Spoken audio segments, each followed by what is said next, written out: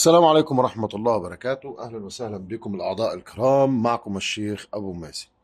درسنا اليوم هو برهان اللهفان لعزيمة البرهطية.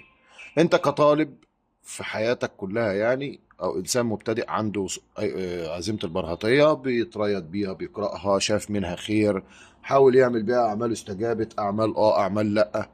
فالنهارده انا جايب لك درس وجايب لك شيء جميل جدا. ايه هو بقى؟ القوة الروحانية بمربع البرهطية. اولا، ايه هو مربع البرهطية يا شيخ؟ اقول لك.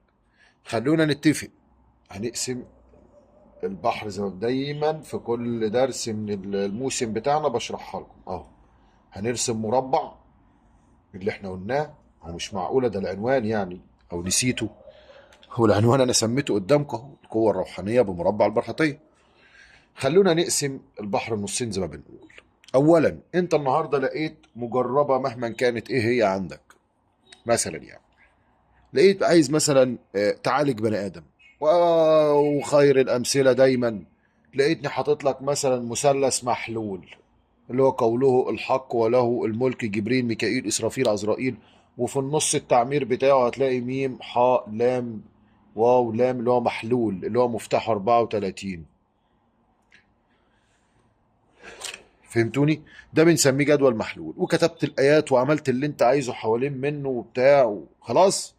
اقلب الورقة وارسم المربع ده. المربع ده يحوي أسماء البرهطية بعلم البسط والتكسير والقوة في التنزيل. بالبسط والتكسير وفي القوة في التنزيل، قواعد قوة التنزيل اللي هي الطاقة الكلية للأعداد، اللي هي بنمزج ما بين الروح والجسد جوه المربع. وخير مثال علشان نبقى فاهمين يعني، هنكتب هنا حرف الباء، هنا حرف العين والصاد والخاء، هنا حرف الجيم راء واو، وهنا نون، وهنا سين، وهنا عين، وهنا نون، وهنا طاء، وهنا كاف، وهنا قاف، وهنا زي، وهنا حاء. السر فين بقى؟ السر في المسألة اللي جاية دي.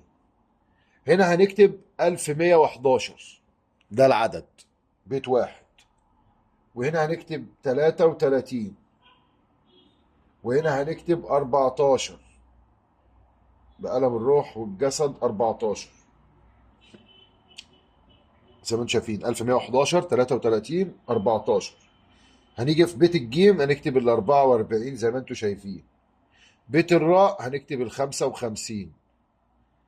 بيت القاف هنكتب 1011. وبيت الكاف هنكتب ميم 11 ميم. ركزوا في الحروف بدون نقص ولا زيادة. هنكتب هنا 1115، وهنا 113، وهنا 21، وهنا 22، وهنا 66، وهنا 134، 134، 131، وهنا 154 يعني 451. وبيت الواو 111، 111. لو رسمت الوفق بتاع البرهطية اللي انت شايفه قدام منك ممزوج بالطبيعة كده، في اي باب علاج، اي باب علاج، اي باب علاج مهما كان، مثلث، طلسم، اسماء، ايات، وكتبت المربع ده في ظهر الورقة بالزعفران كله، والتوكيل تكتبه زي ما كتبت التوكيل هنا، تكتبه حوالين الطلسم او الباب الرئيسي بتاعك. والله وتقرا البرهطية 45 مرة، والله مستجاب بفضل الله تعالى، لانه قوي جدا جدا جدا. هي دي الاضافه اللي حبيت اديها. حد يقول لي ينفع ده اعمله في ابواب قلب؟ هقول لك لا، تابع الدروس والسلسله، هديك اللي يفيدك في القلب والمحبات، وهديك اللي يفيدك في العقودات، وهديك اللي يفيدك في رد الظالم والارسالات، وهديك في تقويه الهاله وفتح البصيره، في كل شيء هديك امور زي كده واسرار زي دي لاول مره بضيفها للناس.